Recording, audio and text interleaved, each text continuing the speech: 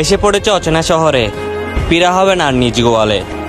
হাজারো মানুষের পশুগুলা ফিরবে না আর নিজ বাড়িতে।